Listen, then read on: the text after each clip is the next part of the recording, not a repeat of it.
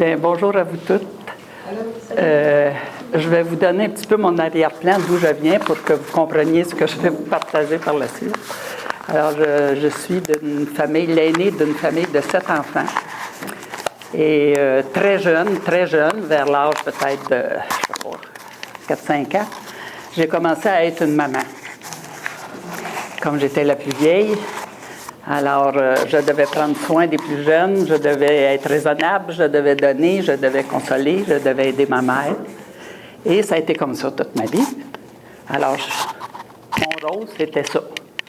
Alors, j'ai choisi aussi un travail qui répondait à ça. J'ai enseigné pendant 37 ans à des petits. Alors, j'étais comme la maman, toujours, qui était là.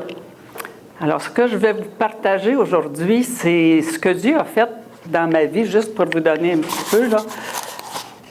Je commence par où, déjà? Moi, j'ai un frère qui est mon plus jeune de mes frères, de qui j'ai pris soin depuis sa naissance. Il a 9 ans plus jeune que moi. Puis, lui avait besoin, ma mère avait fait une phlébite quand elle l'a eu, puis dans ce temps-là, c'était à la maison, puis elle était au lit. Puis lui, il a pleuré jour et nuit pendant les 3 premiers mois de sa vie. Alors, quand j'arrivais de l'école, je ne pouvais pas jouer, je ne pouvais rien faire, je devais prendre le carrosse puis aller le promener dehors pour essayer de donner du repos à ma mère. Puis, alors, lui, il a eu un attachement spécial. J'ai toujours été là. Alors, à un moment donné, lui, il devient adulte, mais quand il y a des problèmes, qui appelle, c'est moi. Et moi, je suis toujours là. Et à un moment donné, c'est trop. Mais moi, c'est mon rôle de faire ça. Donc, je ne le vois pas, que lui, il étouffe, puis moi, je continue. Et il y a à peu près... et c'est lui qui m'a amené au Seigneur. C'est lui qui m'a amené au Seigneur, mais il a abandonné le Seigneur pendant... beaucoup d'années. Et quand sa femme est décédée il y a 2 ans, il me dit est-ce que tu déménages avec moi si je vends le bloc, tu sais, si je vends le duplex? J'ai dit ben oui. Moi, il n'y avait pas de question, là, c'était ça. Alors, il a vendu, puis on a déménagé à Fabreville ensemble. Et on est déménagé le 1er juin, puis au mois de décembre, il m'a dit moi, je suis plus capable. Je ne suis plus capable, je déménage, recommence à regarder pour te trouver un logement, parce que moi, là, j'étouffe, je suis plus capable. Mais plusieurs fois, à plusieurs reprises, il me disait, arrête, j'en ai eu une mère, je n'ai pas besoin d'une deuxième, tu sais.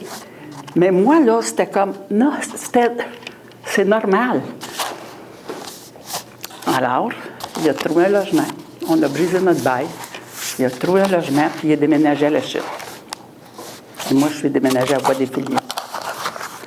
Et ça a été tellement dur pour moi, là, que je me suis ramassée à l'hôpital à 2-3 reprises. Je pensais que je faisais un ACV, je ne sais pas quoi. J'avais toute la bouche engourdie, les doigts, je n'avais pas d'équilibre. Puis jusqu'à ce que la 3e fois, je vois un neurologue qui me dit « Physiquement, vous n'avez absolument rien, vous êtes en bonne santé. » Il dit la seule chose, est-ce que vous êtes une personne anxieuse? » J'ai dit non, pas que je sache. Mais j'avais une de mes amies qui était avec moi, puis elle a dit, je pense que Mme Demers, elle n'a pas la même définition de l'anxiété que nous. Alors, il dit, est-ce que vous pleurez des fois? Mais là, quand il m'a posé cette question-là, là, c'était comme, là, les larmes. Fait que tout ça, c'était mon monde émotionnel qui m'envoyait ça dans le physique. Hein? Le physique, il reflétait ce que je vivais dans le monde émotionnel. Alors, mon frère a déménagé, puis je suis allée le voir. Il a déménagé au mois de février l'année passée. Ça fait 1 an en février. Et je suis allée le voir 2 fois à la Chute, parce que toutes les autres fois que je disais, je vais venir prendre un café avec toi, il me disait, bien, attends là. Et ça, à chaque fois, à moi, là, c'était comme du rejet. C'était, qu'est-ce qu'il y a? Pourquoi je ne peux pas aller chez eux, tu sais? Je ne comprenais pas. Et là, il est arrivé sa fête cette année. Et là, j'ai envoyé une carte de fête. Puis il m'avait dit, je ne veux pas de cadeau, je ne veux rien, envoie-moi rien, je ne veux rien avoir. Alors, j'ai écrit une carte, mais dans la carte, C'était trop fort à mon intérieur. Il fallait que j'y pose la question, pourquoi je ne peux pas venir chez toi? Alors, je vais vous lire ce que j'ai écrit, parce qu'après, je vais vous lire d'autres choses. Je veux que ça soit... Alors, j'ai dit, cher petit frère, pourrais-tu m'éclairer sur une question que je me pose? Nous avons vécu ensemble pendant 22 ans. Il y avait un duplex, puis moi, je demeurais en haut, puis lui en bas. Nous étions si proches l'un de l'autre, toujours là l'un pour l'autre. Et tout à coup, ce lien s'est brisé. J'ai perdu mon frère. Je ne sais pas ce qui s'est passé. J'aimerais tellement comprendre. Peux-tu m'expliquer, s'il te plaît, afin que j'arrête de te harceler pour te faire une visite que tu ne sembles pas désirer? Tu me manques tellement. J'ai mis ça dans sa carte. Et j'ai reçu une lettre. Si tu penses que tu as perdu un frère, c'est pour la simple raison que tu ne veux pas lâcher prise. Tu ne veux pas accepter le fait que je suis rendue à la chute et que je me sens libre, libérée de ma pauvre Thérèse. Ça, c'est son épouse qui est décédée et qui avait été malade très longtemps.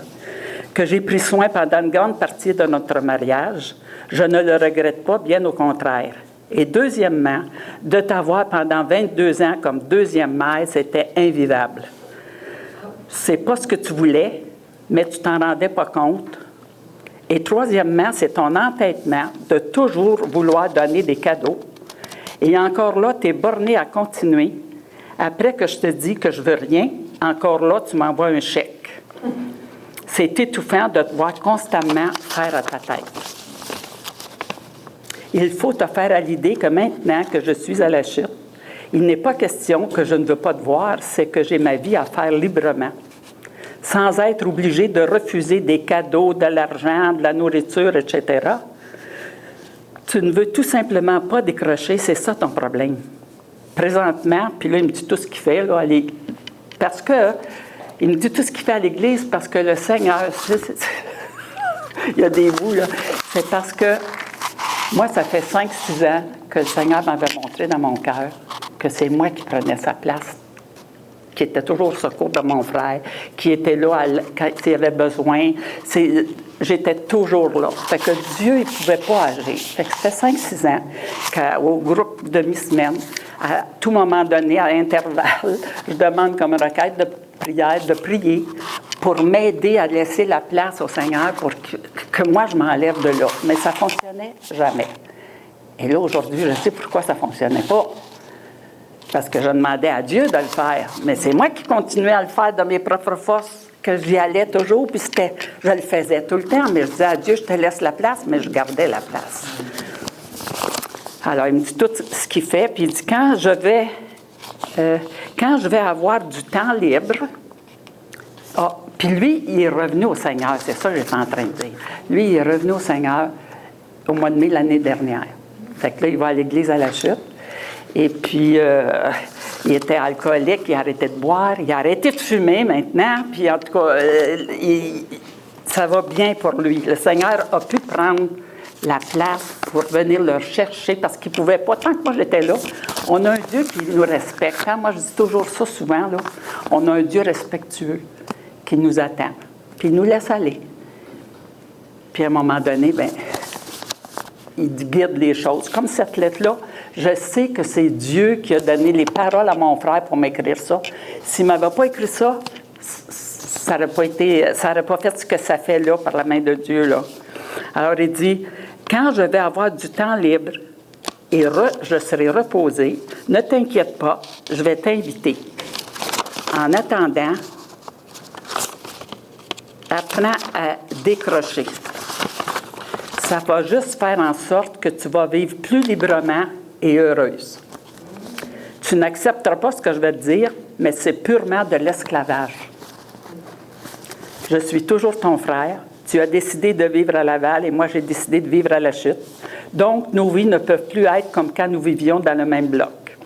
Je serai toujours là pour répondre à tes téléphones et je vais de mon côté t'appeler. Quant aux visites, quand ça va être le temps. Je refuse ton chèque. Tu étais averti que je voulais rien. Puis là, il me dit qu'il me souhaite bonne fête. Quand j'ai lu cette lettre-là, je pense que j'ai pleuré toutes les larmes de mon corps. J'avais tellement mal, là, ça me faisait tellement mal, là, je criais à Dieu, puis je l'ai relu 4-5 fois. Puis à un moment donné, c'est comme j'ai dit, Seigneur, ça fait tellement mal mourir, mais j'ai pas. C'est venu comme ça, cette parole-là, ça fait tellement mal de mourir, tu sais. Puis j'ai continué à pleurer, puis relire ça, puis pleurer. Puis à un moment donné, j'ai dit, Seigneur, la maman à moi est en train de mourir. Et ça me faisait mal, là. C'est comme si on prenait quelque chose, qu'on m'arrachait ça, ça mourait, c'était mort. Si on me l'arrachait, ça a été tellement, là, souffrant. Et là, je me suis calmée, j'ai attendu, j'ai continué à me bercer. Et tout à coup, les seules paroles qui me sont revenues dans ce que mon frère m'a écrit, c'est « Si tu lâches prise, tu vas vivre plus libre et heureuse. Et tu ne seras plus esclave du rôle qu'on t'avait donné quand tu étais haute de mer. » J'étais esclave de ça. Mais tant que j'ai essayé, moi, parce que quand ça revient tout le temps, là, puis on pense que c'est fait, mais c'est pas fait, c'est parce que c'est nous qui sommes en train de travailler, de le faire. Mais, comme Daniel dit toujours, tu sais, tu peux rien faire, c'est Dieu qui va le faire. Repose-toi en lui, il faut se reposer en lui, puis lui, il va le faire. Mais il va le faire au bon moment, quand on va être capable de recevoir ça. Puis je suis certaine que c'est Dieu qui a donné ça à écrire, à mon frère à écrire, parce qu'il fallait vraiment qu'il me parle clairement comme ça. Et là, Dieu a pu faire ça. Et depuis ce temps, c'était la semaine dernière, j'ai appelé tout de suite Daniel, parce que je dis, Daniel, il se passe quelque chose, Dieu, là. J'étais toute énervée, mais depuis ce temps-là, je me lève le matin, je suis reposée. J'avais plus d'énergie, j'étais fatiguée. Je me lève le matin, je fais une bonne nuit. Je me couche pas en pensant à mon frère, qu'est-ce qu'il fait, est-ce qu'il est correct, est-ce qu'il va continuer à suivre le Seigneur, puis tu sais, j'ai pu, c'est parti. Dieu, il m'a vraiment enlevé ça. Maintenant, il me reste une chose, j'ai dit à Dieu, il te reste une chose à régler avec moi. Il y en a peut-être beaucoup d'autres, mais sur ça, sur ça, il y en a une. C'est parce que moi, je savais qui j'étais. Maintenant, si je ne suis plus ça, qui suis-je? Qui je suis, moi? Je ne sais pas. Alors, Dieu doit venir à mon secours, venir me reconstruire, parce que moi, je ne sais pas qui je